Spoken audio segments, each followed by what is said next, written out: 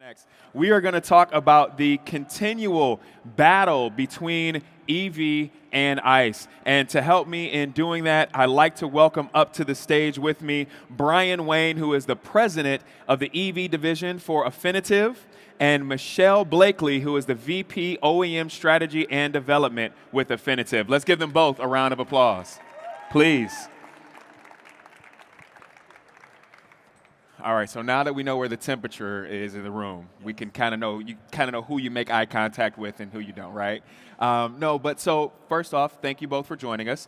Take a little bit of time. I know I introduced you, but take a little time to introduce yourself and expand a little bit more on your role, and then we'll get into the conversation from there. You want to go first?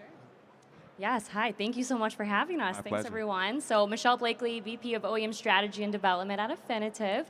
So I'm helping all of our OEMs understand the strategies that they can deploy at the dealership level to really bring in more customers to the dealership. So software, services that they can use back in their shop. So just helping them bring in more customers. Fantastic. And I'm Brian Wayne. I am the president of the OEM Relations and also our EV division Voltage as well. So we're just inside the door, so you can't miss us. Boom, I love that. Okay, so let's get right into the conversation, right? Because one of the big things that we've seen is that there obviously is external pushes for, hey, go EV, this is what you want to do.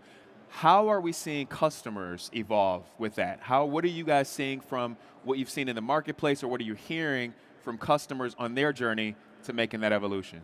Well, I think as you could tell from some of the hand raisers, it's a changing landscape, right? Yes. And it seems to change almost daily. I think one of the case in points, you start at the beginning of the year, we went from a 7,500 tax credit down to 7 vehicles that qualified for it, and then I think earlier this week it's up to 27. So starting to improve, but that's still available for leasing, so that's still bringing that credit into the fold for most people who are interested. Yes. But I think at any time, and this goes back even to when we look at our ICE vehicles, the newest models, when you first start selling them, everybody wants top of the line, wants Right. most equipped. So most of these EVs that have been sold have been premium, loaded up, high end, so very expensive units. Right. Now we've kind of worked through that. So it's now into all those intenders have all purchased, and now we're down to the next level of the buyers.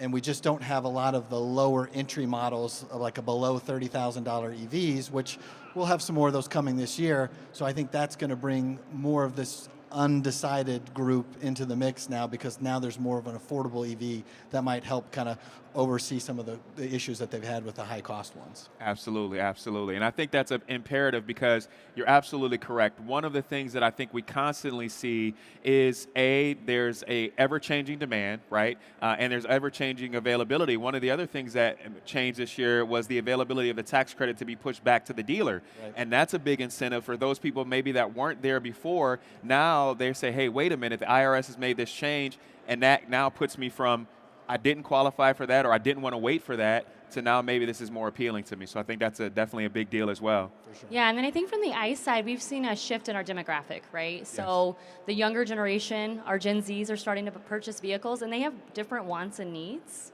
The Gen Zs are coming in, and they actually want to have conversations in the dealership, where the millennials, we didn't, right? Right. It was, I'm okay digitally, no big deal. Actually, text me, that's better. That's not what the Gen Z wants. They want that personal connection. They want to touch things.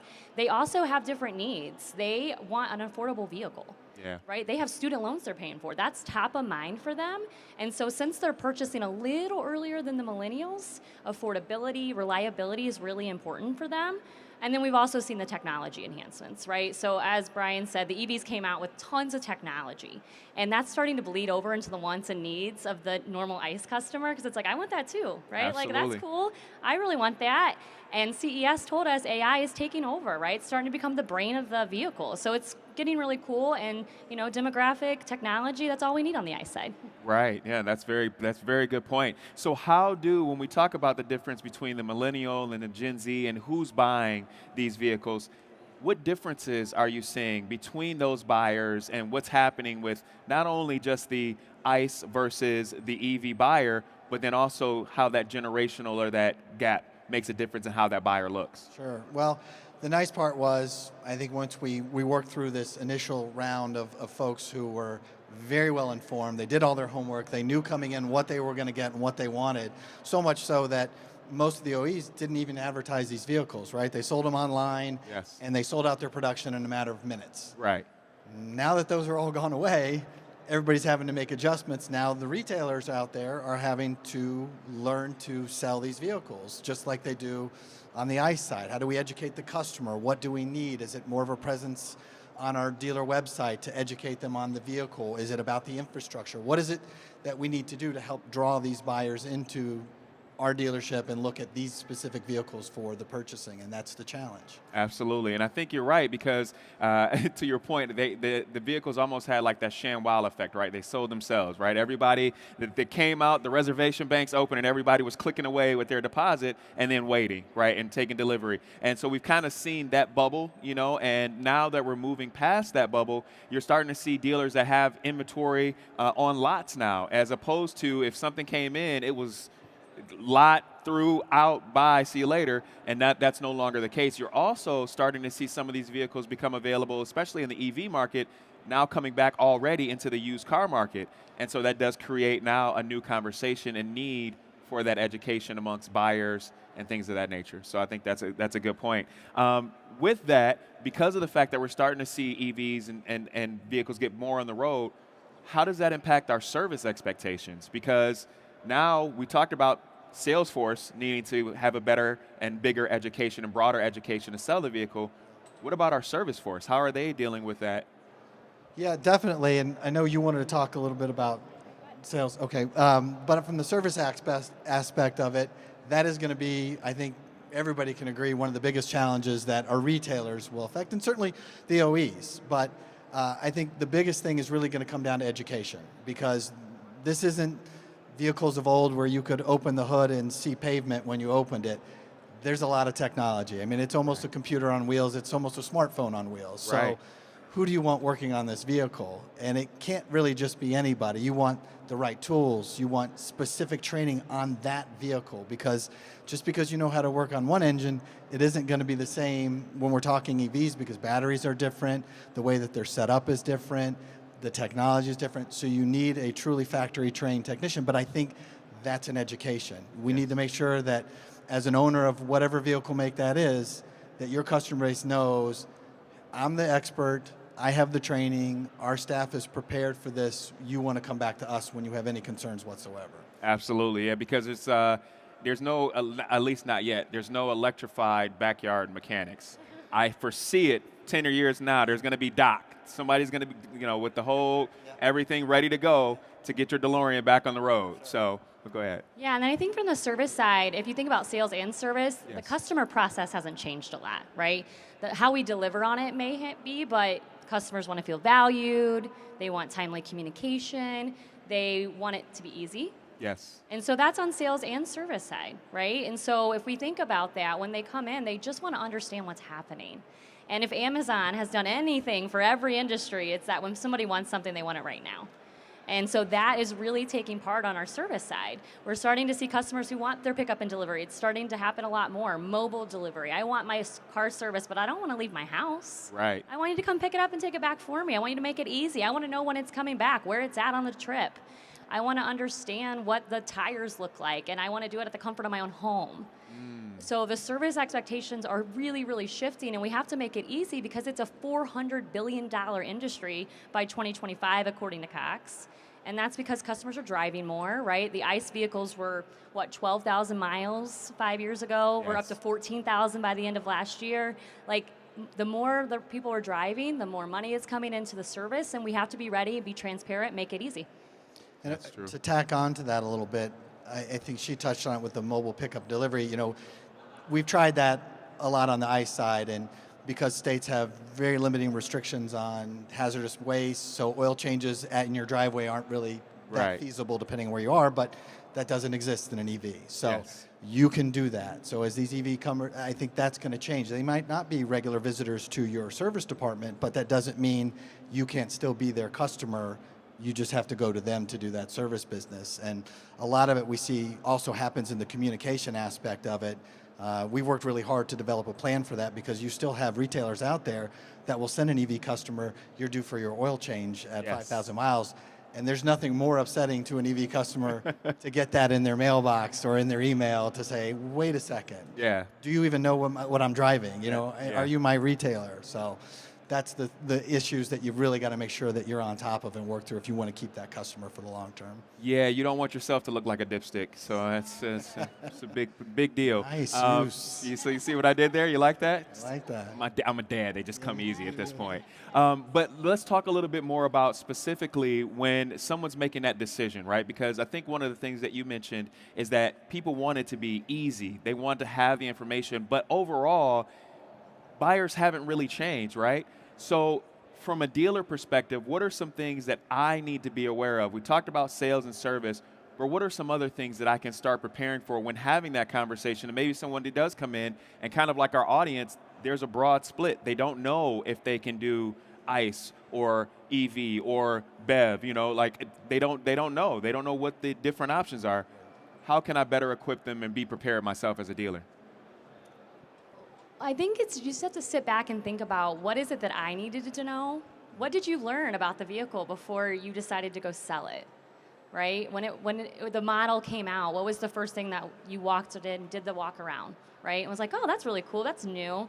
That's what the customer needs to know, right? Communication is so important, and they don't know all the good ins and outs of the vehicle, right? They don't know about your dealership. I was talking to someone yesterday, and they said you buy from people you know and trust. Yeah. So if you don't know about the vehicle and you can't tell them about it and you can't tell them about your dealership, they don't know and they don't trust you. People buy from people, right? I mean, the reason we have a sales process is because there's a customer process, right? So we have to understand that and cater to that and help them understand the process and give them all the information that they need. Why they should buy from you. What are you doing in the community? Make them comfortable. Make sure they understand the vehicle, that they understand the technology in the vehicle. Those are all really important things. And unfortunately, I believe that hospitality died a little during COVID. Yeah. And we all got a little lazy with how we communicated because sales were real easy for us and service was real easy for us because there was no chips, so they were just coming in to service their vehicle a little longer, right? Well, hospitality's not dead. COVID's gone. Right. We got to start treating customers like customers again and just be smart about it. Relate back to before COVID. That'll make it real easy. And what about, I'll ask this one to you, what about, do I have to have a different conversation if I'm talking to an ICE buyer versus an EV buyer? And how should I approach maybe each one of them differently? It's a tricky question because you have those customers that are going to come in that have done their homework. And in the days of old, I wouldn't say too old, but certainly in the ICE world, usually 5 visits before a customer might be ready to purchase from you. Now they come in and it's 1. Yes. Which is nice because now they're not wasting your time when they're an up at your store. It's like, well, this is a serious buyer. But Right. it also means that you also need to help educate, if they are an ICE buyer, have they even considered an EV? So what stage are they? Are they an intender? Are they already all in and they just don't know enough about it? So having that training, making sure that you at least have some subject matter experts at your store that can talk about it and can talk about the benefits, the advantages, total cost of ownership, because that's going to be, a key reason why you might look at buying an EV. The top 10 reasons, the top 5 of them why a customer might not buy an EV are all range and charging related. Yes. Only one is price related. So that's your biggest hurdle to overcome. How can you reassure that customer, because the majority of them only drive less than 50 miles a day, but all they're thinking is that one trip a year that they got to go see grandma that's 200 miles away and they're never going to make it in their EV. Well, Right. is that really going to hurt you in the long run when you can save a ton of money? 85% of these people charge at home. So is the infrastructure really that big of an issue for you? Because you're probably not going to need it that much. But it is factors that people need to help be worked through and overcome if they're going to become a purchaser of those vehicles. Absolutely. And I think it's important to remember that the types of communications that you're having with the customer, especially when you think about service for ICE and EV, are very different. Brian mentioned you don't want to communicate the wrong thing, and that happened to me. I'm an EV owner, and I received a communication that said, "Hey, your vehicle is equipped with an oil life reminder." No, it's not. Right. Right? And I appreciated that from an ICE perspective, right? Like you should be Yeah. communicating with that customer that often because they're coming into your service drive a lot. But from an EV, you have to find different ways to communicate with them post-sale to keep them engaged, because after the first year, customers won't come back. They're most likely not to come back to your service center, right? And again, a $400 billion industry, 9.5% of tires are sold at dealerships. So look at all the opportunity that we have. We have to make sure that we're communicating the right information and not letting them go somewhere else. Absolutely. And I want to, because I want to drive this point home. So let's do a little audience test. You with that? Okay. So I've got a question for the audience. Is anyone in the audience, did they buy their first automobile over 100 years ago? Has anybody made the transition? You made the transition from horse to automobile, right? The reason that I bring that up, and I actually touched on this yesterday, but the reason that I bring that up is because this is probably the largest shift that we've ever seen in our industry, right? It's a change. It's something different than what we've been doing for the last 100 plus years, but there's a lot that we don't know and don't think about. For example, we weren't around when there were no paved roads. Well, maybe, I know you said you look great, by the way. I need some regimen of what you're doing. But we weren't around then, right? Like, I'm from Michigan, and we had the first paved road there in Michigan. And so thinking about that is something that you have to take that same approach. Just because we weren't there for that transition, it doesn't mean that that transition never happened. As an example, there was 17 years of a gap between automobiles being invented and gas stations being invented. So the question becomes, what did people do for 17 years to get gas? Does anyone know? Real question. No? You had to get gas from a pharmacy. Could you imagine that today being your life? Like, you go to CVS and you say, hey, I need toothpaste and I need 3 gallons of gasoline. Nobody talks about those conversations, right? Because we just don't think about it because it wasn't relative or important to our lives. So kind of as you both have touched on, when we're talking about EV versus ICE, we have to make it relative to whoever the buyer is and what's relative to their life. If they're driving 50 miles a day versus taking that trip every year, they have to make it relative to them, because then they're going to see the impact of it. And there's no one way to do that, right? That's the cool thing about our industry. There's no one way to win a customer over. It's about that customer. So you can't do it the same way for each customer. Brian's store can do it completely different than mine, and that's okay.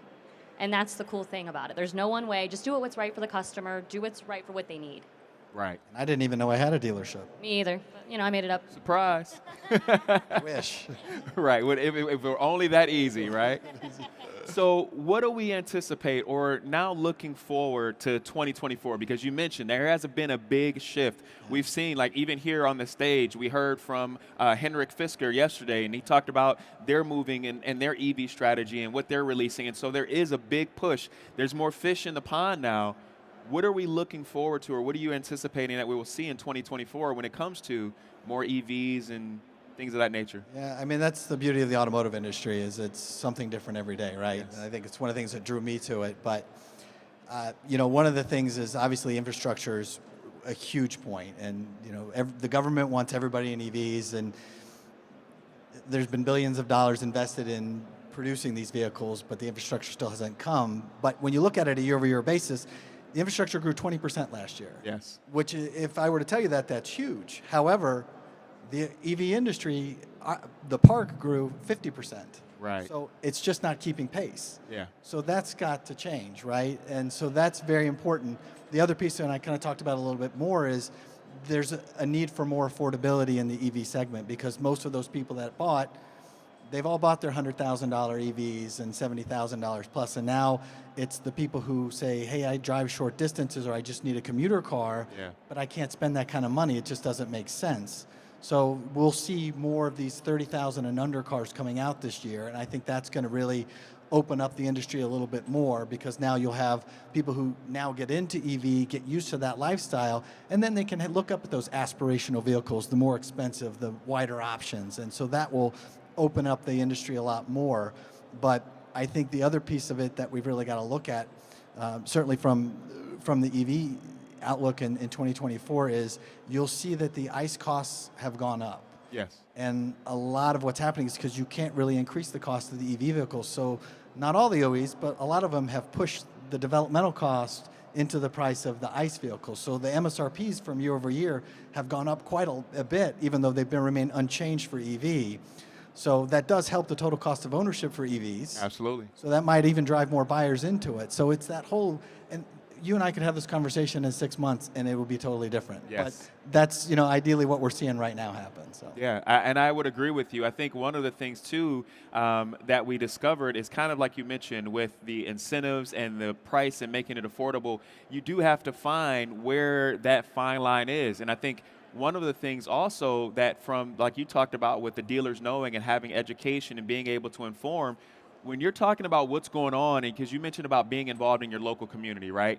Understanding what's going on in the community of landscape. So for instance, I mentioned that I'm from Michigan, and our electric company, DTE, actually has a program where if I'm an electric owner, I actually get up to $2,000 in rebates, $500 for installing a level 2 charger at my home, and then another $1,500 just from purchasing a new or used EV vehicle, which if I'm going to a dealership and my dealer knows that and can tell me that, now that might be information that I don't know, and that's information now that can help me in that buying decision where maybe it takes a vehicle from being out of reach to being a little bit more because I've been worried about, well, how am I going to charge, how I'm going to do these things. And they'll even take it a step further and they come out and install that unit in the home as well. So there's a lot of resources and tools that are available, but I think like you both have talked about, the importance is on a dealer level, getting everybody educated and getting them armed and equipped properly to be able to have those conversations. So Michigan will also let you do a separate meter. So Yes. if you do that, Yes. that's a big key too, because then you can track to make sure that the usage lines up with what you're seeing. But Start railing up those kilowatt hours, like, Yes. all right, I need this, okay, yes, 100%. you're absolutely right. That's great. Yeah, and then I think from the ICE side, 2024 is interesting, right? We've got to keep communicating with our customers. It's key. There was a study that just came out, and it was a review of all the reviews on Google, and over 60% of them mentioned communication, good or bad, right? Yes. Good experience, good communication. Bad experience, bad communication. So it's going to be really interesting, but we're going to see vehicles on lots a little bit more, right? We've heard it already here. Like vehicles are starting to get on lots. They're staying a little longer. EVs on lots a little longer than ICE right now, unfortunately, which means incentives are going to go up, and we're going to see that switch to a buyer's market versus the seller's market, which is going to be a huge deal, and we're going to see some more hybrids. So we're going to shift back a little bit into that hybrid stage, and customers are going to want and need more technology in their vehicles. So the hybrid's the gateway drug to the EV world. I've heard that today. That's I heard right, it today. that's it. That's it, it's very true. So talk a little bit more about specifically Affinitive and maybe how some of the solutions or things that you guys can solve for in this ever confusing, changing marketplace that we're dealing with. Yeah, a lot of what we focus on is the communication aspect of it, making sure that when you're sending out communications that they're EV-centric and they are speaking to the right customer. Not telling me that I have a oil change reminder when I Right. don't. That's what we don't work on. We ensure that doesn't happen. I will say the first time we surveyed a group of folks to find out about their thoughts on EVs, the number one concern was oil change.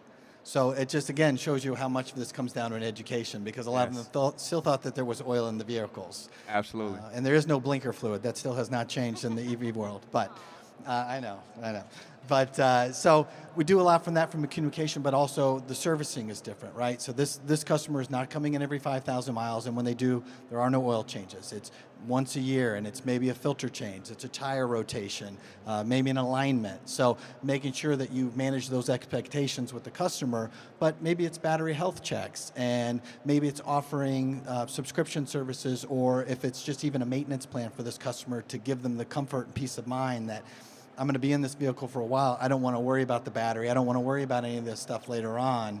So I do think that those things are important, and we try and help create that whole life cycle management for the EV customer or the ICE customer to keep them separate so that you can manage both and still exist within one dealership, right? Right. So the nice thing is that, like you said, the great thing about what you guys solve for is having that ability to, no matter where you are in the audience out there, there needs to be the proper channel of communication. Because like you said, the last thing that you want to do is have cross communication or misinformation that goes out, because that can be detrimental to your credibility. And that's what it's about. People, like you said, want to buy from individuals that they trust. And so having someone that can help you in making sure that your communication is clear, concise, and correct is going to be imperative. I know you mentioned that you guys are right inside on the show floor, but in case anybody wants to know, tell them more about where they can find you, get more information, or help with your services. Right through the door, 1341. It's about catty corner right when you walk in.